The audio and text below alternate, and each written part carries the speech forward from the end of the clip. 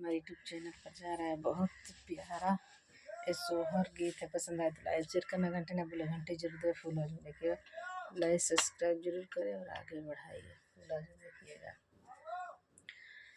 आंगन से उठली तेरी आवाज़, नंदी से आरज कर, नंदी से आरज कर हो। ए नदी कही दे तू हमारे साजन के घर के चली आवतन हो। ए नदी कही दे तू हमारे साजन के घर के चली आवतन हो। ए नदी 4 महीनवा के गरमी तमन घबड़लन हो। ए नदी 4 महीनवा के गरमी तमन घबड़लन हो। बहिनी से तू ही मोरी बहिनी, तू ही मोरी दुलरई, तीन बहिनियान हो। ए बहिनी भौजी से कही दे तू पंखा कूलर हम भेजी देबो, घर नहीं आईबो न हो।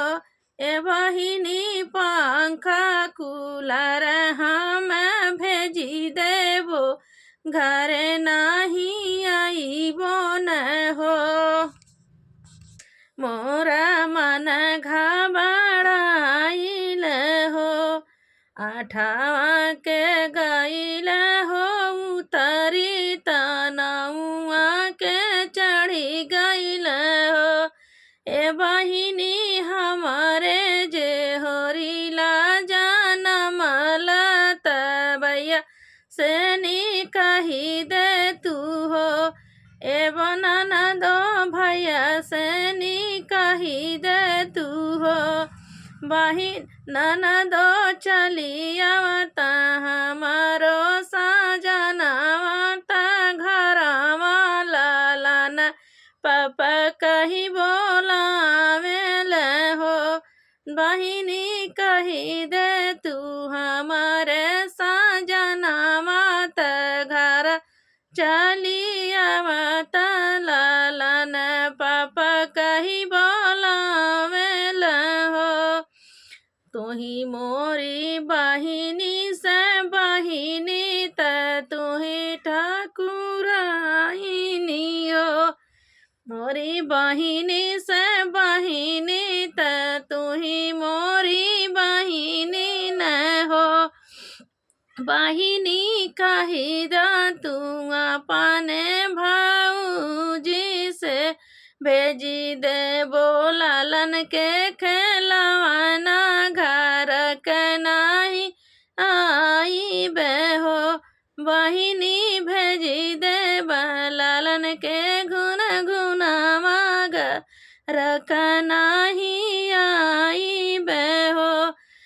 ननदी से तू ही मोरी ननदी न हो। ननदी सजना के दे तू बोलाई, देखे के बड़ा मन करे हो, देखे के बड़ा मन करे हो। भौजी नहीं आई है तुहरो साजनवा, दोहर बड़ा मन करे हो। भौजी नहीं आई है तुहरो साजनवा, देखे के बड़ा